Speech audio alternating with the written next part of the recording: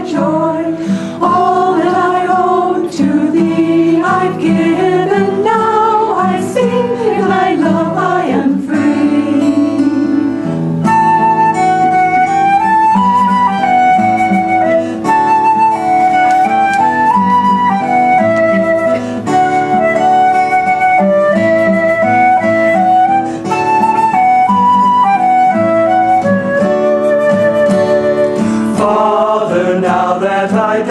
In thy name, birds and animals share in my song.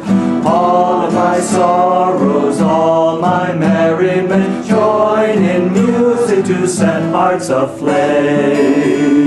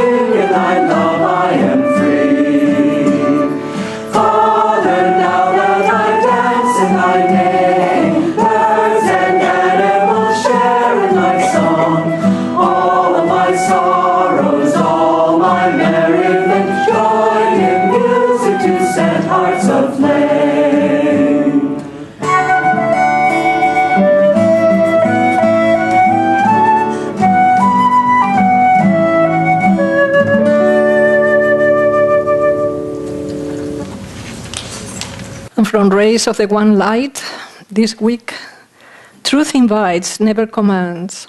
Truth is one and eternal. Realize oneness with it in your deathless self within. The following commentary is based on the teachings of Paramhansa Yogananda. Free will is a basic principle of life. God never coerces. He invites us to live in such a way that we find fulfillment in ourselves. If we refuse to live rightly, Paramhansa Yogananda taught, God simply says, I will wait. We have eternity to live. In that eternity, we live as we choose, in self-created darkness, a darkness that as intense and as long-lasting as we choose, or in the infinite light, the true self within God, which is God. Jesus Christ in the Beatitudes offer a beautiful example of God's way of inviting mankind to seek perfection, not by commanding, but by offering his human children the incentive they need to choose the right of their own volition. Blessed are the poor in spirit, Jesus said, for theirs is the kingdom of heaven. Blessed are the meek, for they shall inherit the earth. Blessed are the merciful, for they shall obtain mercy. Blessed are the pure in heart, for they shall see God. In each of the Beatitudes, Jesus explained the blessing attendant upon observing it. The divine way, similarly, for each of us is not to do violence to our own natures. Spirituality must be obtained naturally. It can never be obtained by force. The Bhagavad Gita says in the 3rd chapter, even the wise behave in accordance with nature, capital N, as it is manifested in them. Of what avail then is suppression? The scripture then goes on, however, to explain that this doesn't mean we should surrender to the dictates of our Lord nature.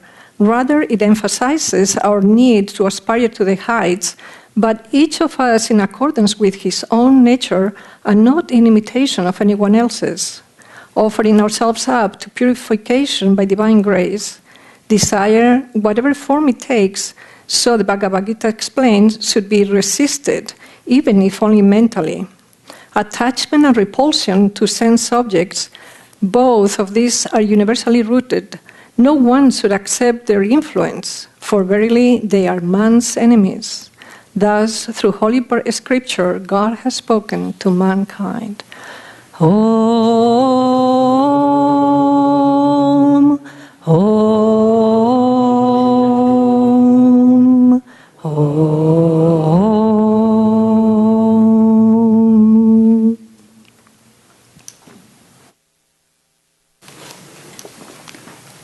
Morning, welcome to Sunday service. My name is Atman, this is Bhaktimarg. It's our pleasure to share Sunday service with you. Welcome especially to all those who are here with us as visitors and guests, and those of you who are completing the spiritual counseling program, those who have come for weekend personal retreat, or the Karma Yogis, or if you're just here for Sunday service, welcome. We're going to start with a reading from Whispers from Eternity. These are prayer demands by Paramhansa Yogananda.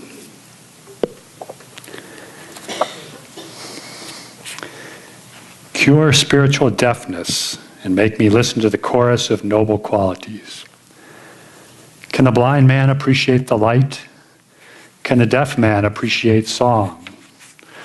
O Father, how can a person intoxicated with the pleasures of the senses appreciate clearly the benefits of good health and the physical energy and mental clarity that come with self-control? Father, how can the luxury satiated and sense-surfeited hear the celestial, peace-giving chorus of noble qualities in simple, humble, but spiritually rich souls? Bless us that we may behold in the subtle, beautiful rays of good habits this truth, that virtue is far more attractive, invigorating, and satisfying than vice, and that it opens the way for us to hear thy guiding voice behind all other sounds. Om.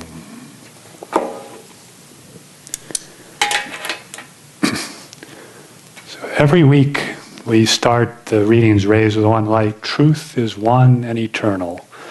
Realize oneness within yourself, with your deathless self within. Truth is one and eternal. It's not something that can be voted into existence. It's not something that changes because different times, different cultures, different people interpret it differently or define it differently. Truth simply is. And when we can live in concert with that truth, when we know that truth, the masters say, that's what will set us free. So we're going to talk a little bit about knowing truth and the pitfalls of that and how one does that. And fortunately for us, our way of knowing truth is changing in this culture, in this age. And it's really important to understand where we're going and how we've done that. So I want to start with a little bit about the yugas. The yugas, for me, define and is a framework that explains many, many things. So I want to share a little bit about that, even if you know about the yugas, bear with me. So the yugas that Yukteswar, Yogananda's guru, taught is there's cycles of time on this planet. And the sun, our sun, moves in a grand cycle, sometimes closer to the center of our galaxy and sometimes farther away. And in the center of that galaxy, there is a great source of energy. And you can think of it as energy or consciousness or divine rays that are emanating forth. And as our planet gets closer to that center, it's easier to perceive the truth. As it moves farther away, we have more of a cloud, more of a shroud in the consciousness of mankind in general. So the good news is that we're no longer in the lowest age. We're moving out of it, and we're actually moving toward the center of the galaxy. So things are improving.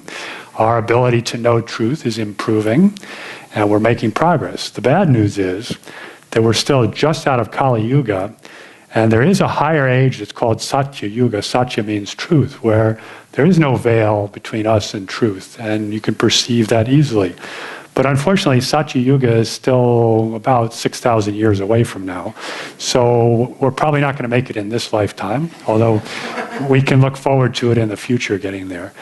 But again, we've come out of Kali Yuga, and it's very important to realize that, because the way of knowing truth in Kali Yuga, still there's a lot of holdovers for that, especially in the domain of religion.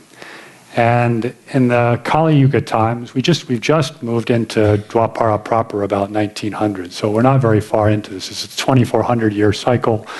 We had a transition period of 200 years. We're about 100 years into it, so we've got a ways to go before it's fully realized. But we've left behind Kali Yuga, and the way Kali Yuga defined truth was to make it fixed and black and white dogmas. It was, if we can define it, if we can put words on it, if we can decide what it is, then that's what it is.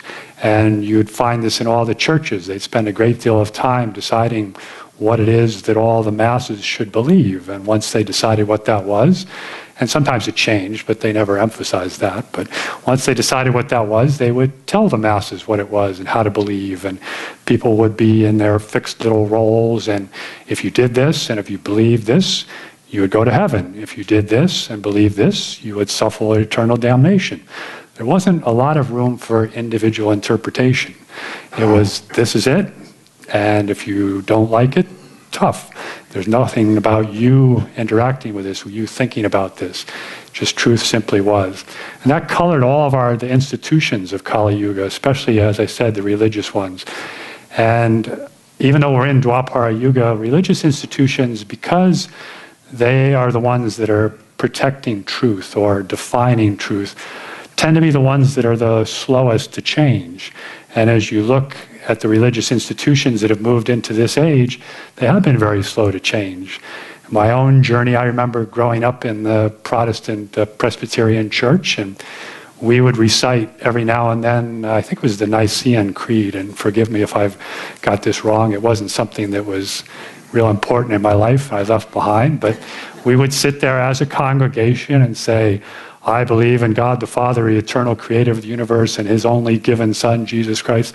I believe. And, we just repeat that. And once you repeated it and you got it, okay, I know what I believe. It wasn't, do I really believe this? Wait, what's he talking about, God the Father? What does that mean? Was it Jesus Christ? Are there other saviors? Or how does this work? No. This is what I believe. You want to be part of this church? This is what you believe. So, fortunately, as I said, we've moved beyond some of the dictates of Kali Yuga and that strict black and white and fitting into a mold and the material. Even those who are the most attuned religious seekers, how do they seek religion and how do they seek enlightenment in Kali Yuga? It's through the monastery. What did the monasteries do? The monasteries had rules. Some of the orders, the Benedictines, for example, have, hundreds of rules. This is how a devotee is. This is how you believe. This is what you do. And you just follow that, and you get it drilled into you, and it made some good progress. There were people who found some enlightenment through that, but by and large, that's not what we're given these days. We're moved into a new age, the age of science, the age of investigation, the age of fluidity of roles, of changing. We no longer are fixed by our birth. We're no longer fixed by who we are, what country we're in. We can change countries, we can change cultures, we can change religions, we can change professions, we can get educated. We're in a much more fluid age, the age of science, of reason, of investigation, of things. Does this make sense? Is this something that I can relate to? And because of this, we're in a great turmoil because a lot of people have taken this to mean throw out the old, just be gone with this. The Nicene Creed, I don't need that. I'm going to figure out what I believe. And I'm going to follow what I think I need to do. I'm going to be me. To thine own self be true. This is a very modern concept that we've gotten into, that I need to find my way in life. I need to make my mark. I need to decide what it is that I need to do. I. And to thy own self be true. Well, is that a self with a little s? In most cases it is. It's to his own little ego bundle of delusion that we've decided to be true. So we have the freedom to do that, and we've been exploring that. And what does that mean? It means getting involved in all kinds of mischief. You can... We can pursue intoxication. I'm not going to forget eternal damnation. If I want to get drunk, I'm going to get drunk. This feels good. You can pursue sex. You can pursue power. You can pursue money. You can just go out there and say, I have to find out what I want. I got to get mine. Well, at some point, those indulgences get perhaps a little old, or you start to realize that, this still isn't doing it for me. For me, it was. I think for a lot of people, you go off to college and you're out of the Nicene Creed and you're out of your parents and you're just out there and there's all kinds of new ideas and there's new vistas opening and you can party and you can explore this and you can experiment with this and you can travel and you can remake yourself. You can reinvent yourself as a Dwapara Yuga person. Well, at some point though, I realized, and I think a lot of people realize, it takes long time to realize. Most of our society is still bound up in the delusions of sex and money and intoxication. But for those who are a little perhaps closer to the truth, or seeking at least, you realize this isn't what I wanted. This isn't giving me where I wanted, this isn't getting me where I wanted to go. I'm still a little unhappy, and I'm not all that much more happy than when I was sitting in the pew in the Presbyterian church. So what's wrong here? I mean, I'm finding myself, and to thine own self be true. Well, the problem is that we're not really going toward truth. We're going towards these little bundles of ego desires that we've gotten through our societal conditioning, through many lifetimes, and we're pursuing things. I want to be free. It's my own free will. Well, there is no freedom, because we have these things that are inside us saying, yeah, you really like to get drunk. You should go do that. Yeah, you really like this. You should go do that. And there's all these, we're pursuing these things that don't really lead us to truth. So what do? There's a number of different reactions. One reaction of a large part of the society in Dwapara Yuga is go back to Kali Yuga. Try to find those fundamental beliefs, that surety, the movement of fundamental Islam, of fundamental Christianity. It's people looking for surety. It's looking back for those values of someone telling them what they need to believe, how they should act, what they should do. Unfortunately, it doesn't always bring you to the truth. It can help. Leading a good moral life can make people happy. It's a good thing. But the fundamentalist back to Kali Yuga is not really where we want to go, because we need to be more into Dwapara Yuga, where it is important that we figure out these things for ourselves. So the fundamentalist doesn't work. What else is there?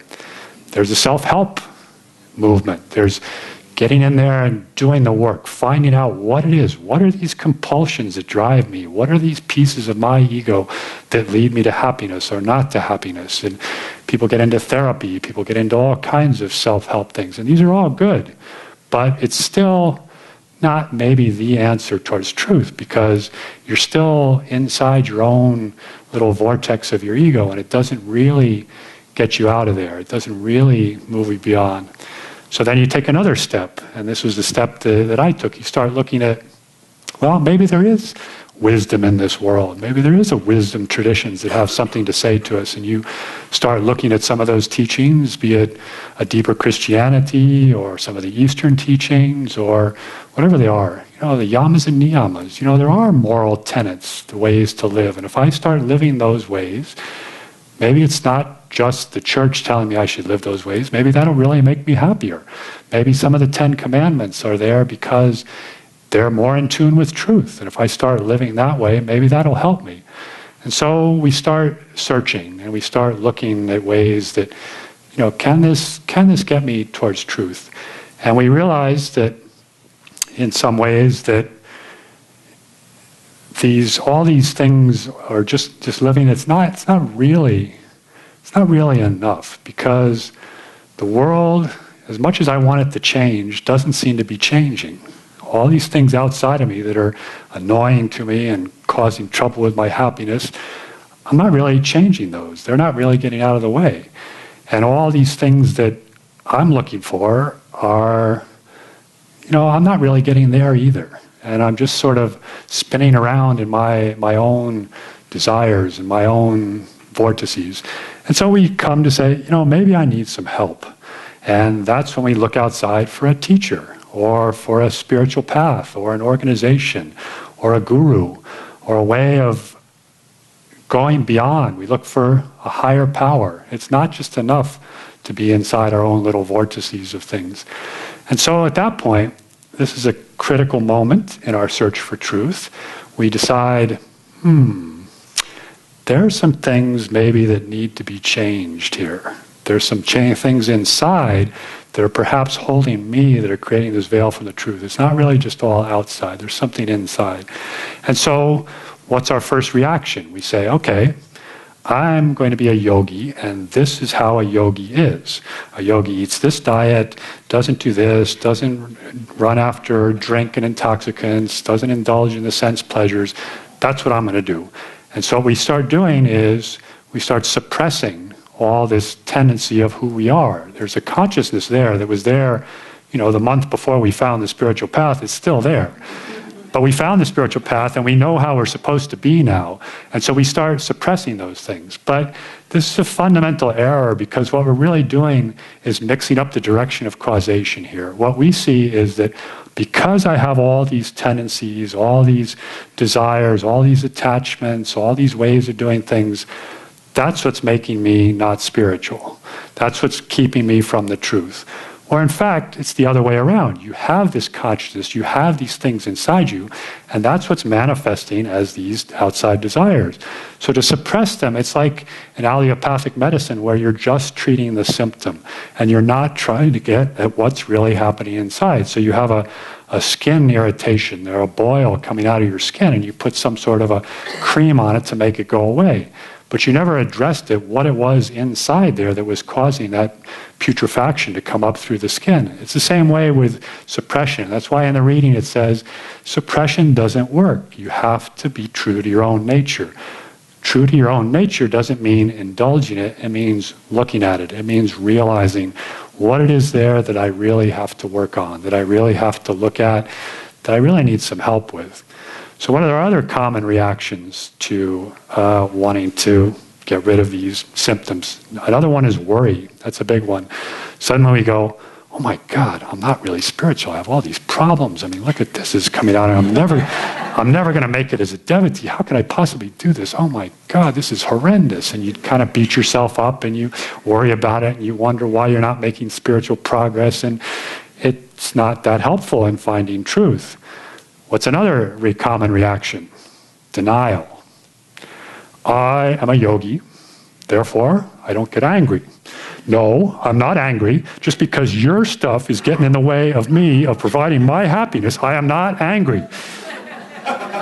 Yeah, what happens? A lot of times we just put that out there. We're denying that we're in this place. We are. You have to be true to yourself. You have to realize you're in this denial. So what's the way out? Take the next step down on the spiritual path. It's what the readings talk about. The only way out is really to attune yourself to a higher reality. It's transcendence. It's in Dwapara Yuga fashion, taking a flow of energy and moving it to somewhere else. Instead of this flow moving outward toward the senses, towards fulfillment in the world, towards material pleasures, it has to move somewhere different. How do you do that? You have to do that by attuning to some sort of a higher reality. You have to look at what it is that can bring that energy up. Because once that energy is brought up or channeled into a different way, a lot of these boils on our skin, these things that we wanted to get rid of, they start going away by their own accord because you're dealing with that underlying consciousness, that underlying reality.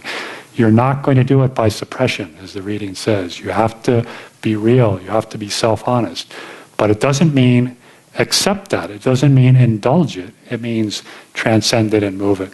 So I had a good example of this in my life. When people first come to Ananda, part of the teachings to help people raise their consciousness is to be careful with what they listen to be discriminating in their musical taste. And a fairly strong recommendation is to listen to Swami's music. That's who our teacher is here.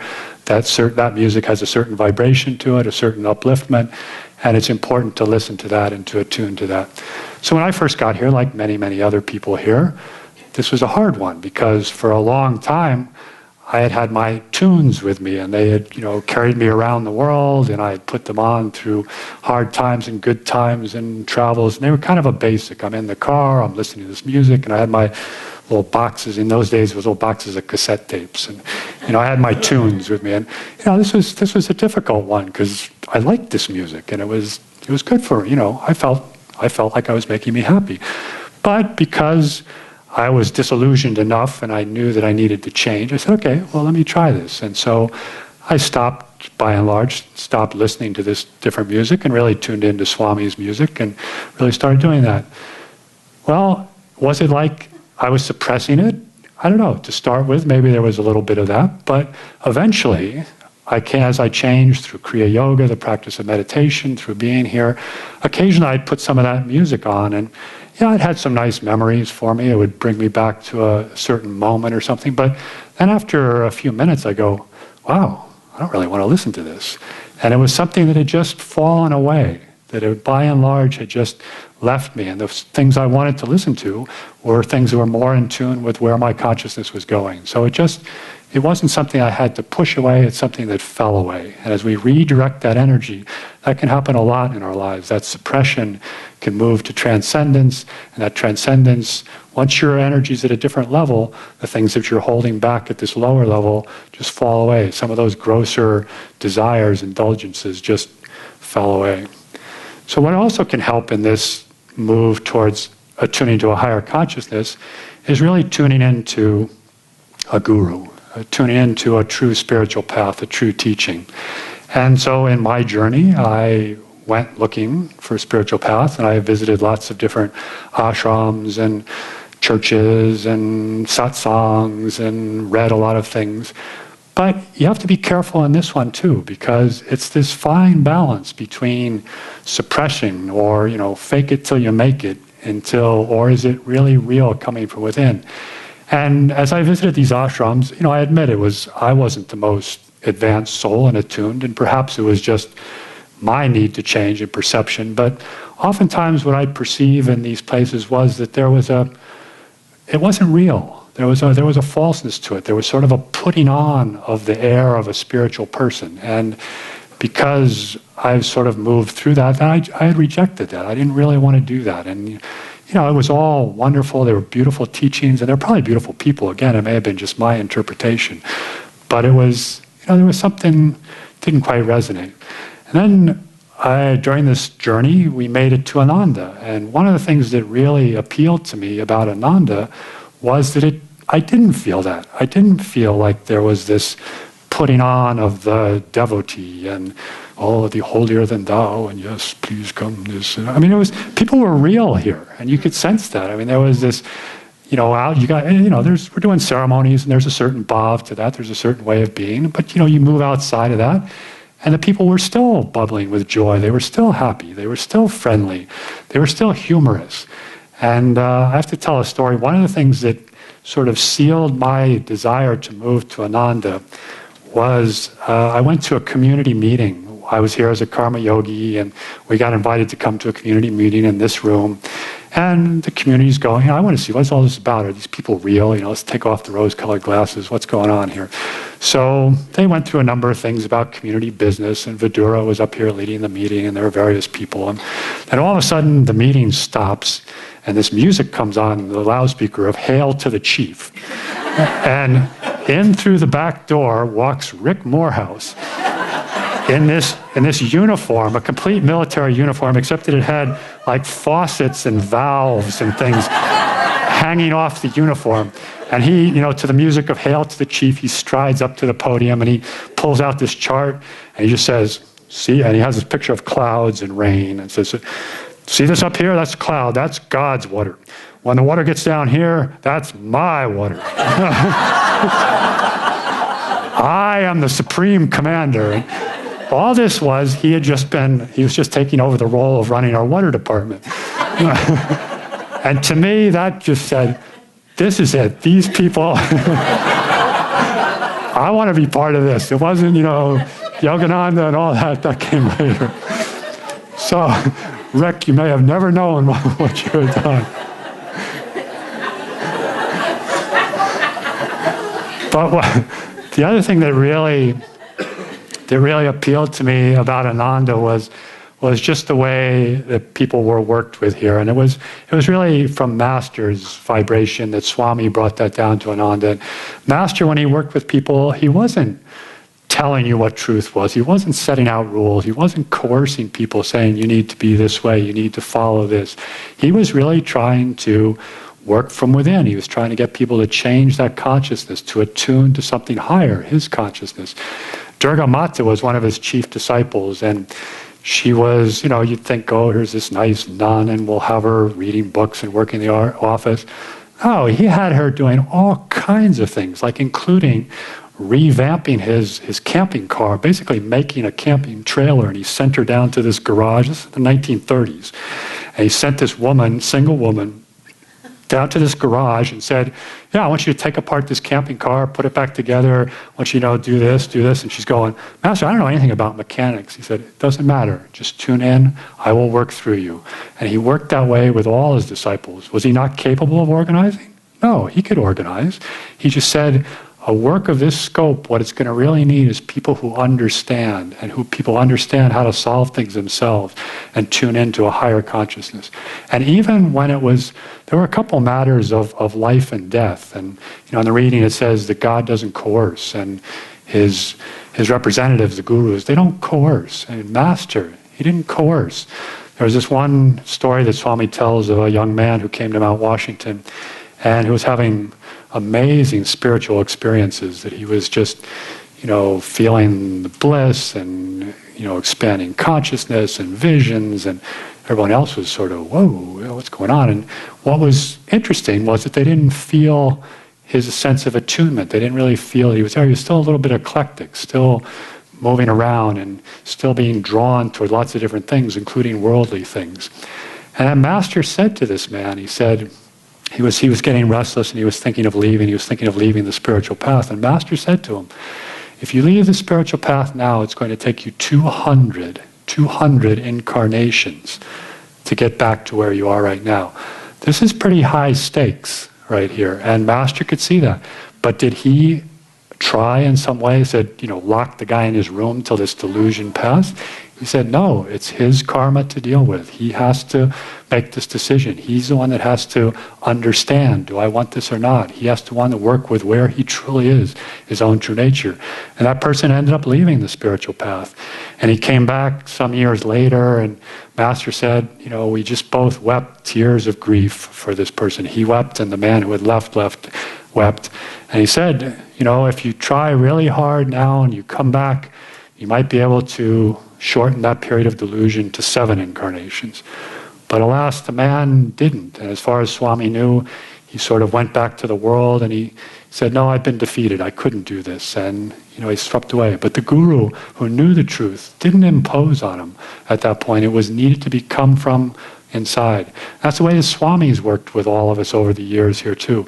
He wouldn't impose. It's very rare that he would give direct advice. He said people really need to be able to solve this for themselves. They really need to be able to find out what it is that's going to work for me. How do I get out of this problem? And Asha tells a very interesting story in her book that she edited of Swami Kriyananda as we have known him. That Asha was Swami's secretary for many years, and she would watch. Occasionally people would come over often people would come over with lots of problems, and she would see Swami consoling them and offering advice and sympathy and just being there for them. One time Asha came with a big problem. She was in tears. She was really broken up. And what did Swami do? Swami went over to his desk in his little work area and he started checking his dead batteries. He started putting a little probe on it as well. This one has something and this one doesn't. And Asha's sitting there going, oh, poor me, this one.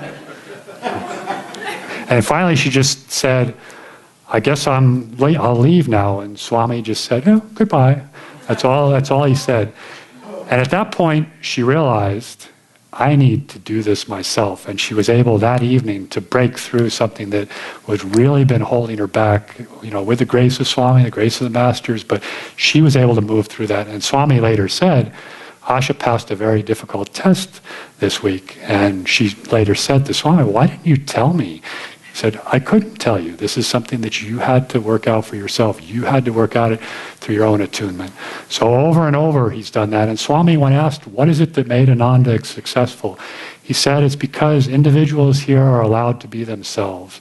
We always try to work with compassion, but we try not to force. We have a rule, which is the guidelines of what we're aspiring to, but it's not a rule that's enforced that people are kicked out of here if they can't attuned to this. We always try to pull people, inspire them to aspire to these higher ideals, to work things out for themselves, to move upward. And it doesn't always work. Sometimes there's some discipline involved, and Swami sometimes disciplined people. There was one woman, again in this book, she was recounting the story that she had done something pretty out there. It affected a lot of people, community resources. It was a mistake.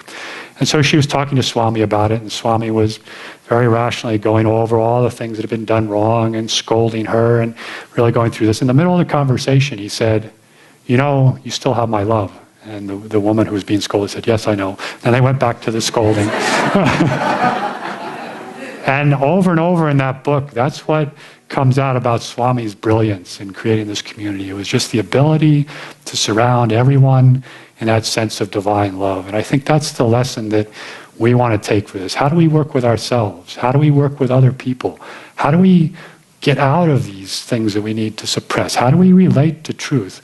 We need to first tune into that transforming power of love and meditation. Go deep in love. Worship the divine within yourself. Get contact with that divine, with that love. That love will spill out. Swami says it spills out and over, and it starts spilling out to all those around you. And at that point, then you can help other people. You can not judge them. You can see the highest in them. You can help inspire them. But it's through that power of love, because that love will lead us to the truth, and that truth will set us free. I heard your flute high on a cloud. Your call I can't resist. Oh, let me come and play with you. We'll scatter music with the dew and sound the morning mist. I heard you piping on a hill. All else I've set aside. Oh, let us dance the mountain peaks. We'll skip with breezes on the creeks and soar the valleys wide.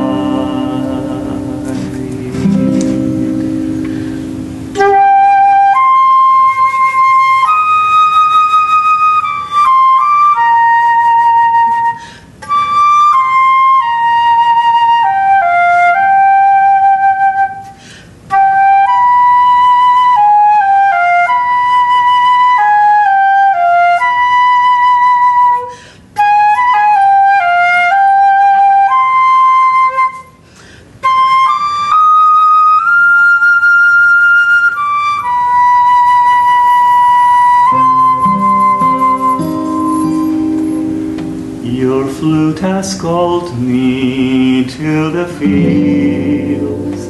Now I've no place to live. Don't send me back, rejected friend. Whatever I call mine must end. All that I am, I give. I hear your call in every tree, in every flower and stream, and sweetest melody of all, a song that heaven's joy recalls. Here in my heart you see.